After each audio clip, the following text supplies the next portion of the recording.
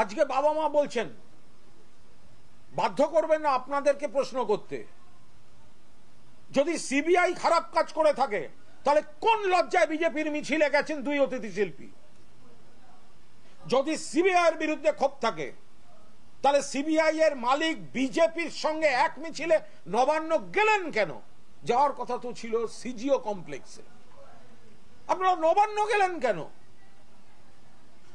নবান্নের পুলিশ তো 24 ঘন্টার মধ্যে অ্যারেস্ট করে নিয়েছিল, আপনারা হাইকোর্ট থেকে সিবিআই আনিয়েছেন। আজকে বলছেন সিবিআই ফেল করেছে। সিবিআই ফেল করেছে বলার পর আপনারা বিজেপির সঙ্গে মিলে নবান্ন যাচ্ছেন, আর বিজেপি আপনাদের অতিথি শিল্পী হিসেবে ব্যবহার করছে। আমরা রাজনৈতিক সৌজন্য দেখাচ্ছি, আমরা আপনাদের যন্ত্রণার শরিক, আমরা আপনাদের সম্মান দিচ্ছি, আপনাদের আবেগকে সম্মান দিচ্ছি। তার মানে এই নয় যে বিজেপির রাজনৈতিক কুৎসা আপনাদের কাঁধে বন্দুক রেখে চালাবে, আপনাদের কাঁধে বন্দুক রেখে চালাবে।